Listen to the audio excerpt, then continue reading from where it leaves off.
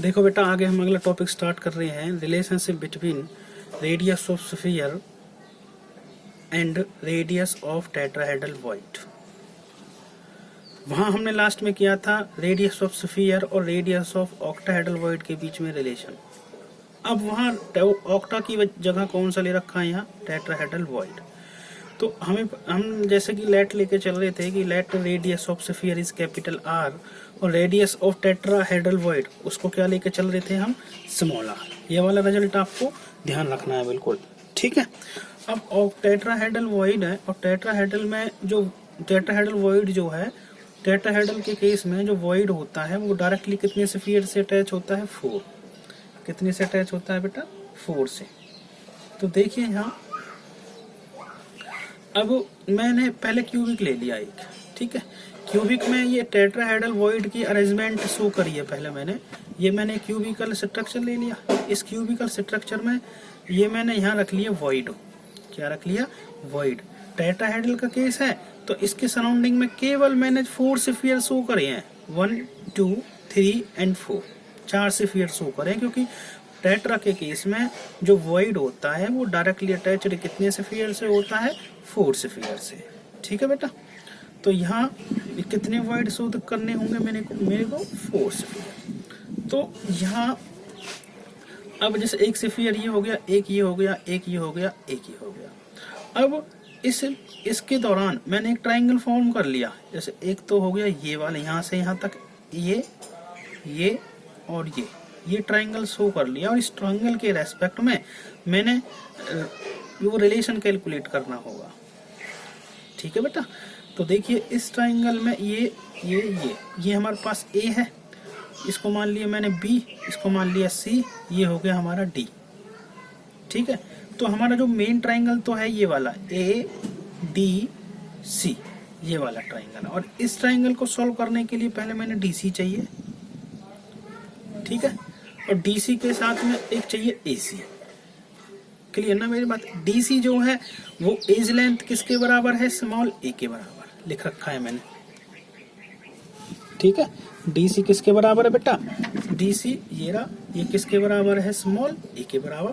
और ए सी किसके बराबर है, ए सी हमारा किसके बराबर है, रूट ऑफ 2a के बराबर। ये हम लास्ट रिजल्ट में निकाल चुके हैं, ठीक है बेटा। कौन से ट्रायंगल से निकला ये ए सी, ए बी सी, इस ट्रायंगल से निकाला था हमने ए सी की वैल्यू, और जो कि कितनी निकल के आती है, root of 2a। Last result में हम ये वैल्यू निकाल चुके हैं,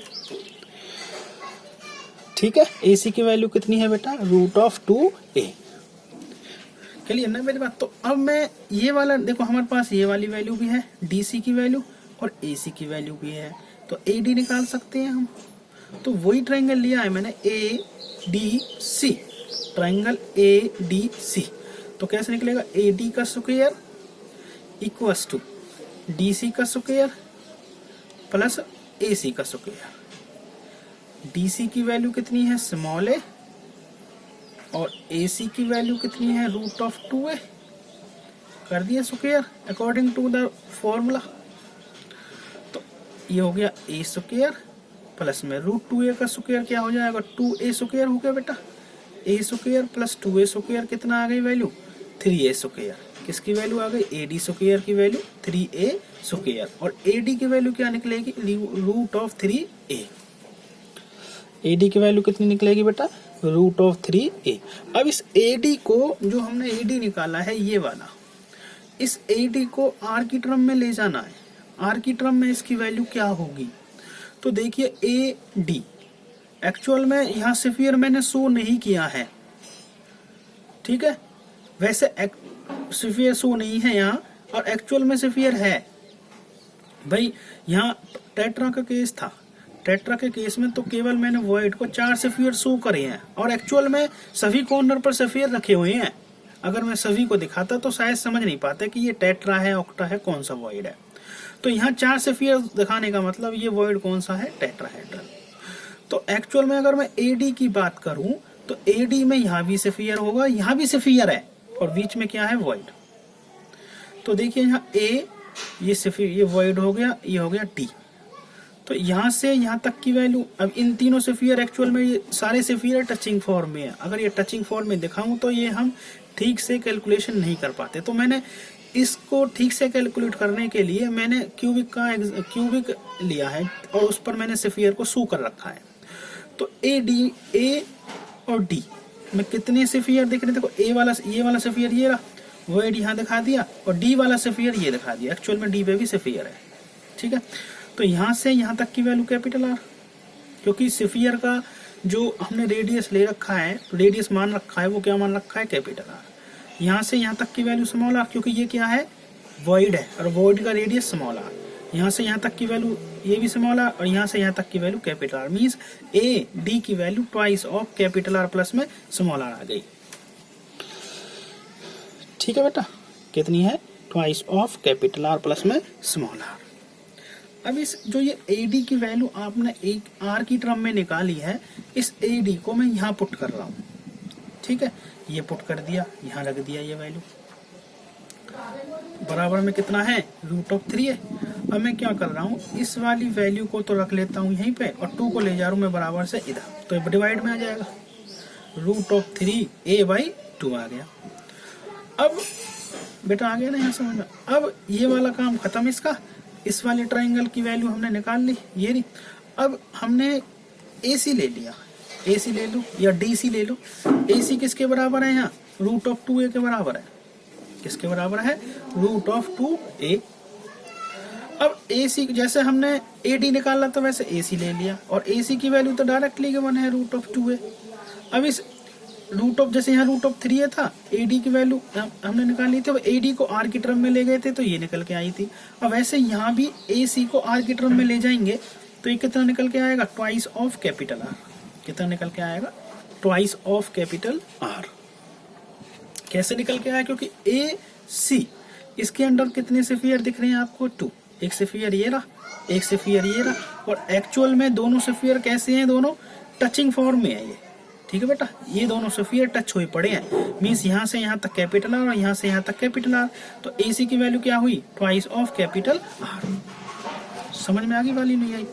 AC की वैल्यू वैसे तो √2 है A की टर्म में, अब AC को R की टर्म में ले जाऊं तो वो कितनी निकल के आई है? Twice of capital are. तो ये लिख दिया मैंने। इसका मतलब ट्वाइस AC की जगह क्या लिख दिया मैंने? Twice of capital R equals to √2a। और R की वैल्यू क्या निकल के आएगी? √2a/2 में 2 नीचे आ जाएगा इसके। अब क्या आ जाएगा? 2 को मैं क्या लिख सकता हूँ? √2 इंटू में √2। एक √2 से ऊपर वाला √2 कैंसिल हो गया, ऊपर क्या बच गया? स्मॉल a, और इस नीचे क्या बच गया? √2। ये वाला रख दिया। इसको मैंने मान लिया इक्वेशन सेकेंड, भाई इक्वेशन फर्स्ट और इक्वेशन सेकेंड। यहाँ तक ठीक है। अब मैं जो आगे करने जा रहा हूँ, आगे मैंने इस इक्वेशन फर्स्ट को इक्वेशन सेकंड से डिवाइड करना है, ठीक है। तो देखिए आगे,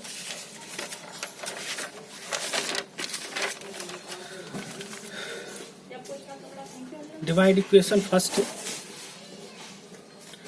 बाय इक्वेशन सेकंड। तो इक्वेशन फर्स्ट हमारी ये थी और इक्वेशन सेकंड ये थी। अब इस इक्वेशन को इससे डिवाइड करना है, तो इसके अपॉन में तो कैपिटल आर आ जाएगा, ये आ गई वैल्यू। इसके अपॉन में ये वाली वैल्यू आ जाएगी, ये वाली वैल्यू अगर नीचे लेंगे तो ऊपर आ जाएगा √2 और नीचे आ जाएगा a, ये वैल्यू आ गई। अब क्या आ जाएगा? a से तो a कैंसिल हो गया, ठीक है। अब यहाँ क्या बच गया? अब इस 2 को मैं क्या लिख सकता हूँ? √2 इंटू में √2, ठीक है। तो ये आ जाएगा आपकी वैल्यू, जैसे 2 को क्या लिख सकता हूँ? √2 इंटू में √2, और एक √2 से एक √2 ऊपर वाला कैंसिल हो गया, तो यहाँ क्या बच गया? केवल √3/√2 बच गया। अगर इधर देखें तो कैपिटल आर के बचे में ये कैपिटल आर आ गया, इस स्मॉल आर के अपॉन में ये स्मॉल आर के अपॉन में ये कैपिटल आर दिखा दिया, तो ये वाली वैल्यू तो आ जाएगी 1, और ये वाली वैल्यू क्या आ जाएगी? स्मॉल आर अपॉन में कैपिटल आर इक्वल्स टू √3/√2। अब मैं क्या कर रहा हूँ? 1 को बराबर से इधर ले जा रहा हूँ, तो इधर क्या बच जाएगा? स्मॉल आर अपॉन में कैपिटल आर, ठीक है। स्मॉल आर अपॉन में कैपिटल आर, तो स्मॉल आर अपॉन में कैपिटल आर इक्वल्स टू √3/√2 - 1, और √3 की वैल्यू कितनी होती है? 1.732। √2 की वैल्यू कितनी होती है? 1.414, माइनस में 1 आ गया, ये वाला 1 इधर चला गया, ठीक है। अब मैंने ये 1.414 एलसीएम ले लिया, तो ये कितना आ जाएगा ऊपर? 1.732 - 1.414।